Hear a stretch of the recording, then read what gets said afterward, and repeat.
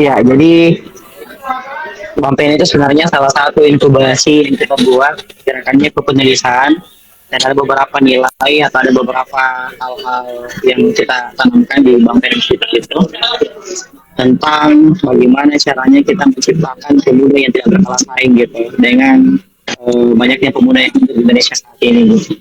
Nah kalau Bumpen itu sendiri bukan hanya saya sendiri tapi saya dibersamai oleh beberapa teman-teman juga dalam satu tim di Bumpen Institute. Tetapi satu yang kita percaya bahwa kita dengan kajian Bumpen Institute ini ingin berkarya bersama. Terus yang kedua, siapapun yang masuk di Bumpen Institute kita mengenal dengan satu bentuk nama, yakni akselerasi terhadap diri kita dan akselerasi terhadap negeri ini gitu.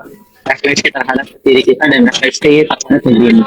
Jadi bukan hanya sesuatu manfaat yang kita dapatkan secara pribadi, tapi bagaimana kemudian negeri ini diberikan kontribusi oleh siapa-siapa saja yang bergabung di Bumpen itu. Karena hasilnya ke depan, teman-teman akan disambut oleh kurikulum, teman-teman akan disambut oleh proses, yang pada ujungnya teman-teman akan menghasilkan karya di negeri ini. Itu sih sebenarnya kalau di Bumpen itu. Jadi dia membawa belajar yang kemudian pelajarannya sama, pelajaran-pelajaran yang lainnya, pelajaran mata hafal umum dan sebagainya, tetapi kita ada pelatihan-pelatihan yang lain. Pemerintahan, pelatihan soft skill, pelatihan tentang kepemimpinan yang berbasis tentang nilai-nilai budaya gitu. Nanti pada ujungnya mengantarkan kita untuk berkontribusi secara karya. Gitu. Itu sih kalau di bahasanya itu.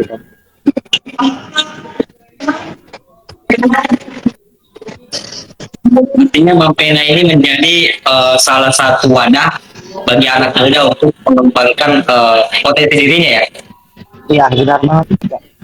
Apakah dia apakah dia tersegmentasi begitu Bang Putra? Misalnya nih ya, saya ketika ingin belajar ingin menjadi seorang penulis yang handal, nah apakah misalnya masuk di Bumpen Institute itu ada mentor khusus begitu yang mampu mengantarkan saya untuk mencapai cita-cita itu? Apakah seperti itu modelnya atau gimana? Ini menarik ya pertanyaan dari kawan nih tentang memotret langsung ke jangka yang sangat panjang gitu. Untuk memotret ini kita bisa mendapatkan cita-cita itu. Nah, sekali lagi ya, kita putar logikanya dulu nih. Terkadang kita selalu memantik yang namanya kata posisi, tapi kita lupa menghadirkan yang namanya potensi gitu.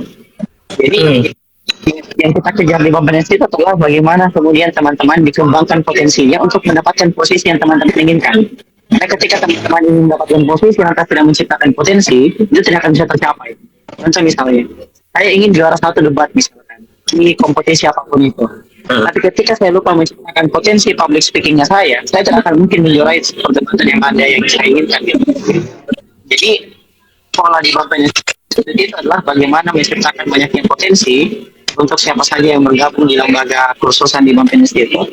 Nanti pada ujungnya adalah mereka akan dihantarkan untuk memiliki yang namanya kepemimpinan yang baik, memiliki yang namanya kepenulisan yang baik, terus memiliki yang namanya mata pengetahuan terhadap mata pelajaran yang ada di sekolahnya gitu, mata pelajaran yang kemudian dikembangkan dengan baik gitu. Pada ujungnya adalah kita ingin menciptakan banyaknya potensi. Nanti sisa dipilih gitu. Potensi apakah yang kemudian ingin dijadikan sebagai potensi yang ekspor gitu. Tapi pada ujungnya itulah diferensiasi yang menjadikan pembeda antara Bumpen Institute dengan lembaga bimbingan belajar yang lainnya gitu.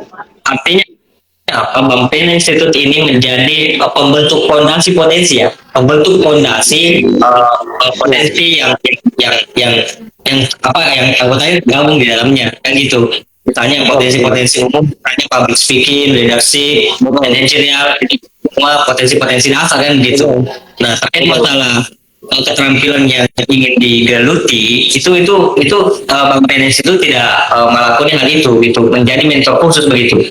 Ya, betul juga bahwa semua sesuatu yang berhasil itu pasti punya mentor. Nah, saya sepakat yang bukan disampaikan oleh Kak Hamka gitu tentang itu. Cuman yang menjadi penyampaiannya bahwa Bumpen Institute ini merupakan lembaga bimbingan belajar yang kita memiliki beberapa fungsi. Yang pertama, kita harus menyelesaikan segala bentuk permasalahan tentang apa-apa saja yang tidak diketahui oleh siswa pada saat dia mendapatkan materi-materi yang habis sekolahnya.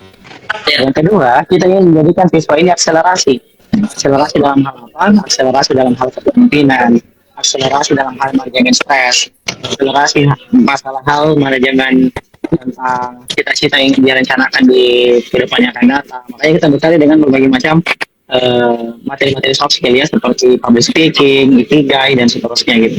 Nanti pada ujungnya selain materi soft skill dan kepemimpinan yang teman-teman dapatkan, teman-teman juga itu akan dibekali dengan materi-materi yang sifatnya kepenulisan. Jadi pada ujungnya selesai teman-teman menjadi alumni di materi itu, teman-teman sudah memiliki yang namanya karya.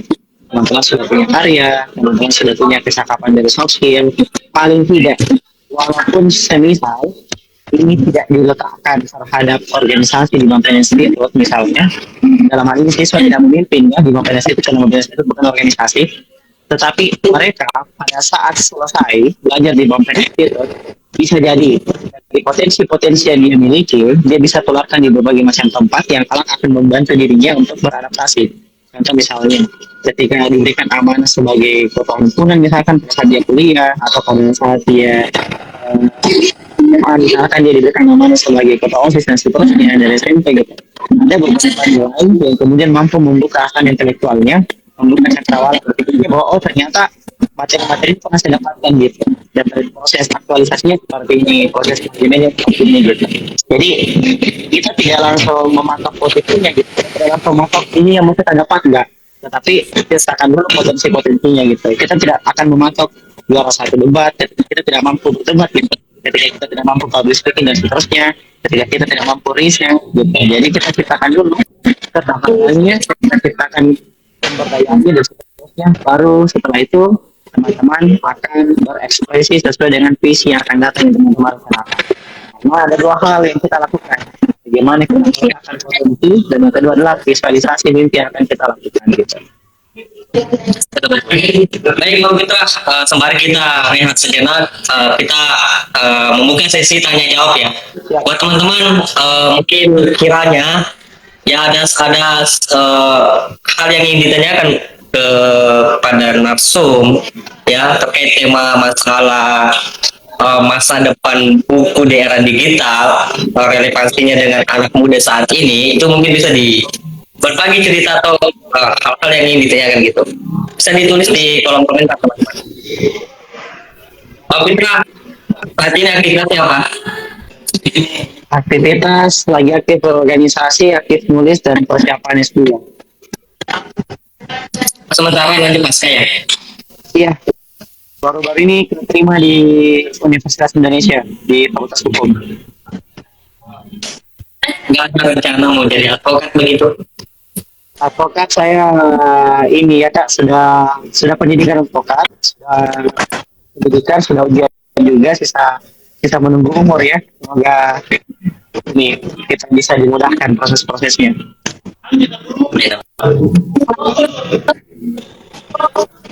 Siapa lagi untuk ini yang kemarin sempat terlibat di Luhut? Siapa lagi namanya? Yang dua, Yang mana tuh? yang dua orang. Yang sempat dilaporkan begitu ya. Kan dalam proses pengadilannya dia tidak terbukti bersalah. Yang mana ya? Yang mana? Lupa namanya. Yang cowok sama cewek. Pendiri Oh, itu kan? iya, Haris Pasar. Iya, saya tahu. Haris Fatian. Ya, Bang Haris. Haris dan Fatia. Sini ya. Menarik banget tuh. Itu the real pembela HAM. Dahsyat dia. Betul. Intinya buat Bang. Nah, ngomongin soal hukum nih Bang Fitra. Yang mantap. Iya kan orang mengatakan ya, orangnya sering katakan gini, hukum itu tajam ke bawah, tumpul ke atas begitu. Memang faktanya gitu kan? Wah, tumpul ke atas. Sebenarnya kayak gini ya. Ada yang ingin kita sampaikan bahwa hukum itu syarat dekat banget dengan yang namanya politik gitu. Satu kesatuan yang sangat begitu dekat. Kenapa? Karena hukum itu berbicara soal kebijakan publik, hukum itu berbicara soal aturan real yang ada di masyarakat.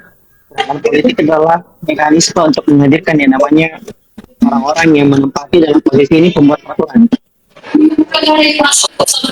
Karena dalam konsep yang disampaikan oleh teori sistem hukum dalam pandangannya Lawrence G. Friedman, kita ada beberapa hal.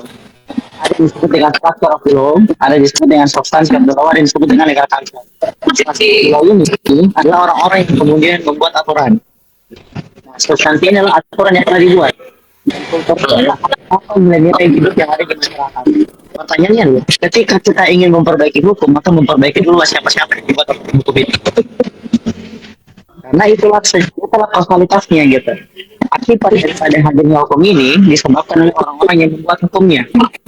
Ketika orang-orang yang membuat hukumnya, orang-orang yang sudah nggak ngerti problematika permasalahan yang ada dalam masyarakat, inilah yang menjadi yang disebut dengan istilah kontradiksi interminus atau bertolak belakang dengan apa yang terjadi dari hari ini. Banyak sekali masalah yang kita temukan. Dan itu kan panjang banget kita bahas kalau kondisi realnya gitu. Tetapi yang saya sampaikan bahwa perjuangan kita adalah bagaimana mendorong orang-orang baik, orang-orang yang paham tentang masalah, orang-orang yang paham tentang bagaimana menyelesaikan masalah, dan orang-orang itu yang seharusnya mengisi posisi yang ada orang di sini gitu, untuk menciptakan kebijakan-kebijakan publik yang baik. Karena kita tidak berbicara tentang person, kita tidak berbicara tentang kelompok, kita tidak berbicara tentang apa namanya hal-hal yang sifatnya jangan gitu, yaitu golongan dan sebagainya, tapi kita berbicara tentang keseluruhannya.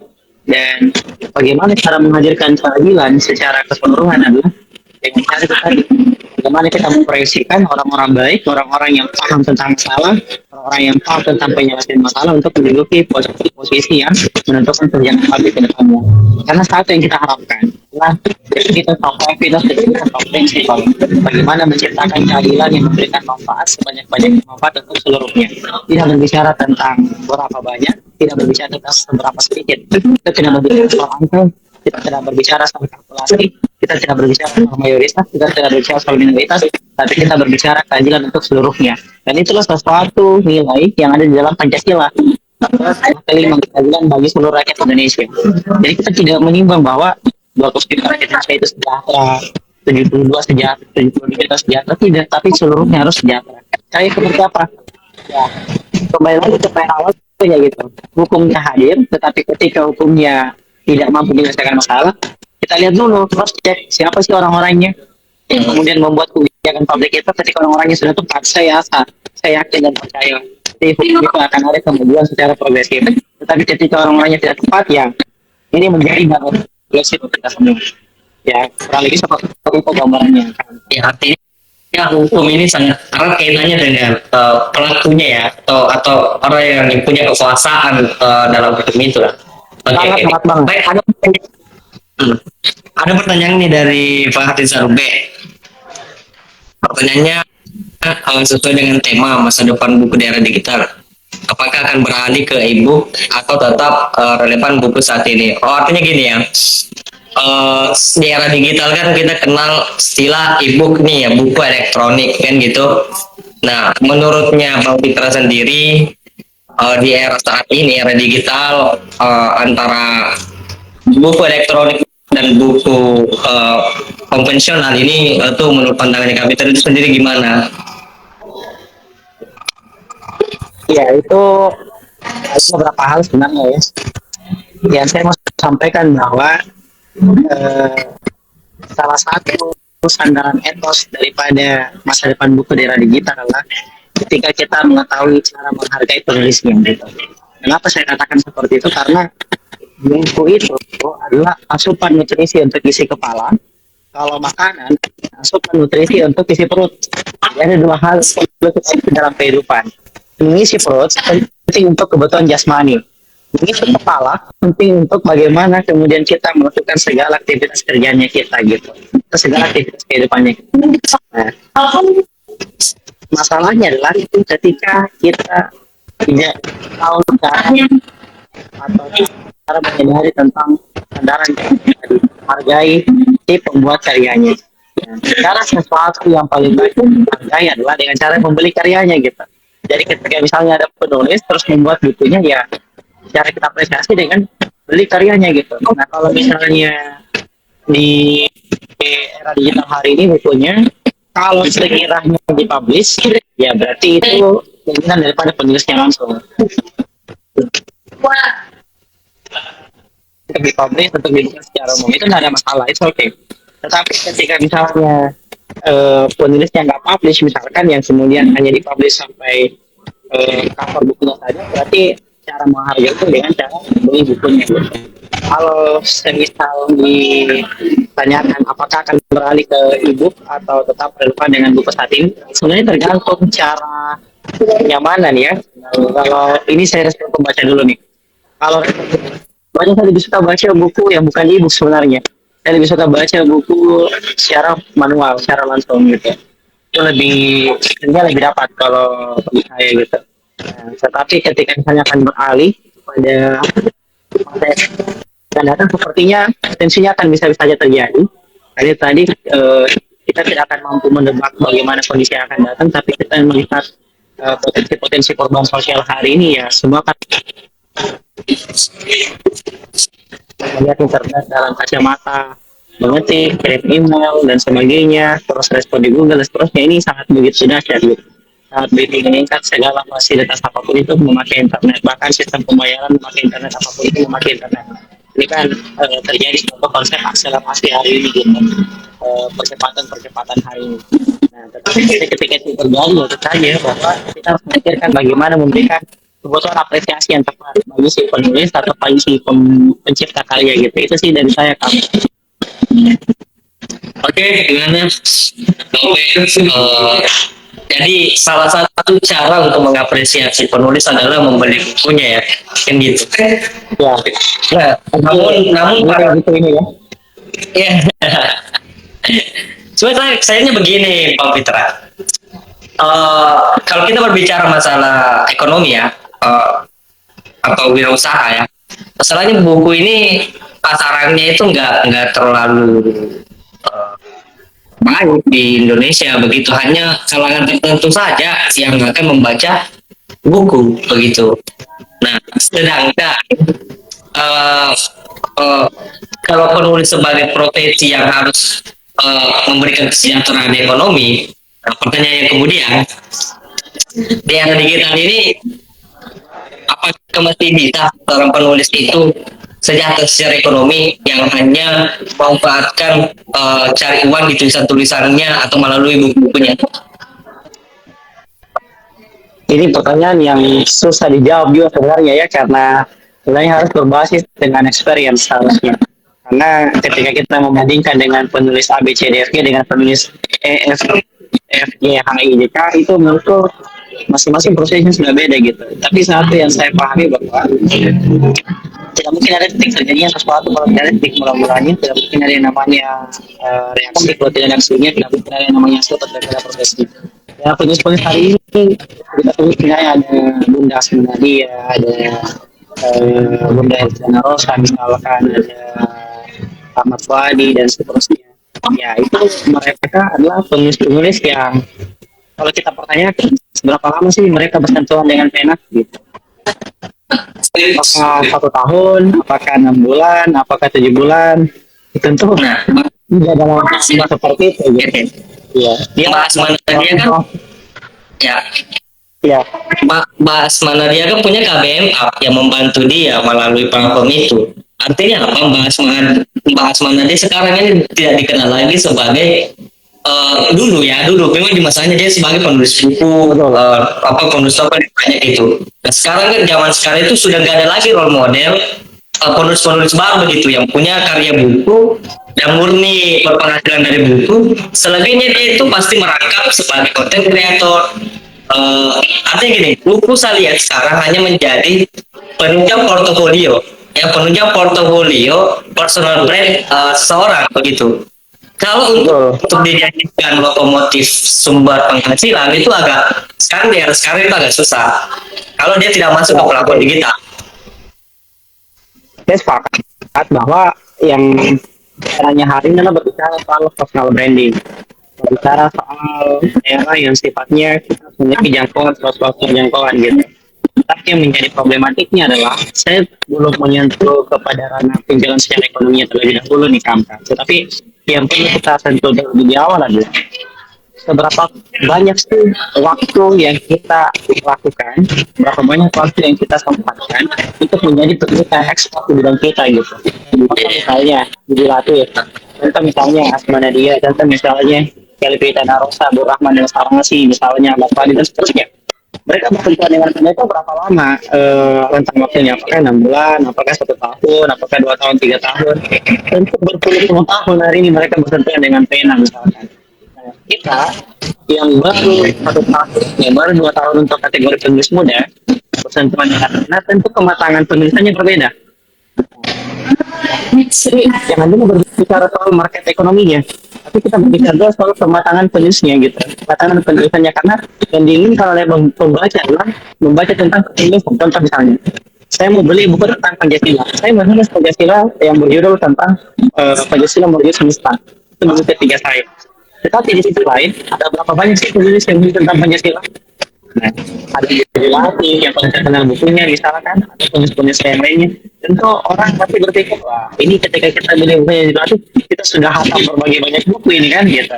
Jadi ada fase yang disebut dengan istilah kita perlu untuk menyelami samudera yang paling dalam gitu.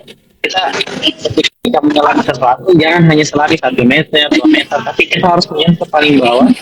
Bagaimana mengantarkan kita kepada konsepsi menulis yang begitu dalam, menulis yang begitu baik. Nah, jadi ada perbedaan di situ.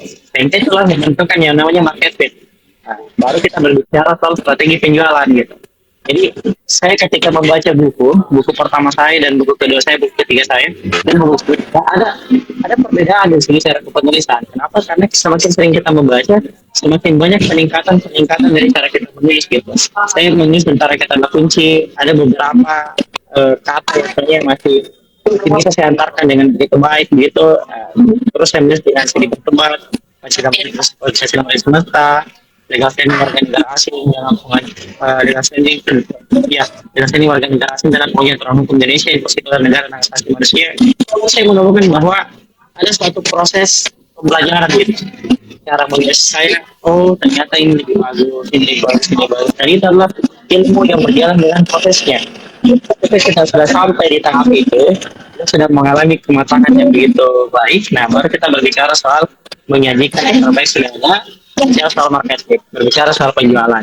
Nah, penjualan kita masuk di strategi sosial media, bergabung dengan partner-partnership yang lainnya. Itu salah satu hal yang bisa kita lakukan sebagai strategi penjualannya. Tapi tentu kita tidak melupakan dulu tadi bagaimana cara mempersiapkan buku kita atau kita sebaik-baiknya. Nah, saya tidak heran kenapa banyak penulis yang membuat edisi revisi di bukunya. Sedikit edisi revisi karena kemampuannya selalu bertambah, karena tulisannya selalu berganti. Nah, saya saja terpikir ingin memberikan lagi edisi revisi. Berapa buku saya buat sebelumnya. Ya nanti Bang Fitra, masa depan seorang penulis buku masih ada ya, masih bisa cerah begitu biar ke depan gitu. Seharusnya masih ada. Ketika tantangan pemuda hari ini mengatakan pengetahuan untuk menulis gitu. Ketika ilmunya berkurang ya kembali lagi kepada potensi akan datangnya gitu. Ini, apakah bagi Kapitra sendiri menulis buku adalah lokomotif ekonomi bagi Kapitra, atau menulis buku hanyalah hobi bagi Kapitra? Itu dulu. Karena di era sekarang itu apa ya, menekuni sesuatu yang tidak punya masa depan finansial juga, itu banyak waktu yang dibuang-buang. Takutnya buku ini sesuatu yang tidak ada output finansial di dalamnya atau kesejahteraan ekonomi di dalamnya, yang ngapain menggeluti sejak dini kalau itu dijadikan sebagai dan saya sudah banyak mengeluarkan finansial dibanding dapatkan finansial. Ini saya kurang lebih sudah menulis 8 buku yang memiliki ISBN. Ini nyusul ISBN-nya, jadi total ada 10 buku yang telah saya tulis. Ada buku karya sendiri, buku karya berdua, buku karya berempat, buku karya kolaborasi, antologi dan seterusnya.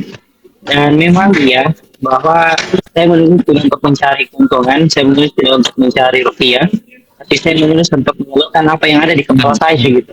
Jadi spontanitas, apa yang ada di pemikiran saya dan menurut saya, oh ini ada masalah. Ada masalah ya kita elaborasi dengan cara kepenulisan.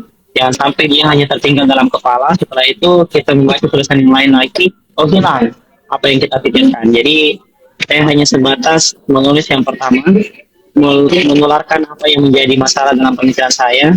Terus yang kedua, apa yang saya dapatkan ilmu pengetahuan pada hari itu juga saya langsung tuliskan.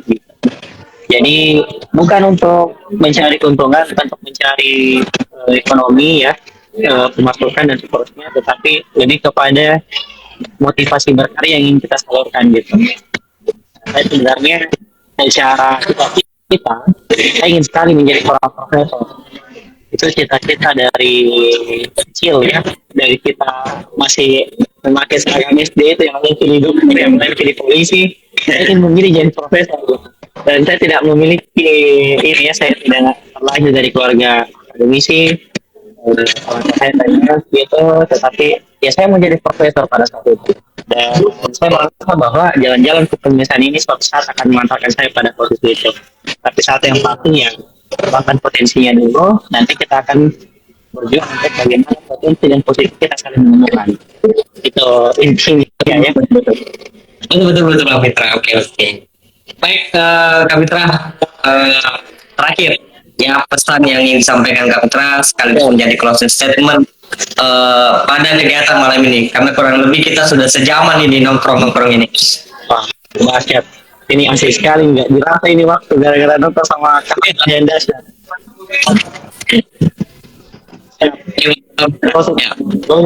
Ini sangat sederhana. Dari salah satu moto hidup bagi kita, baik khususnya bagi saya, bahwa untuk menjadi sebagai sosok manusia yang bijaksana itu bagaimana kemudian kita mampu melihat ke segala arah. Melihatlah ke atas untuk memotivasi diri kita, melihatlah ke bawah untuk selalu senantiasa merasa bersyukur, melihatlah ke depan untuk lebih dekat dengan tujuan, dan melihatlah ke belakang untuk lebih evaluasi diri. Terbanyak melihat ya, entah itu ke atas, ke bawah, ke depan, ke belakang terserah. Ya jelas itu cara kita merespon kehidupan. Gitu.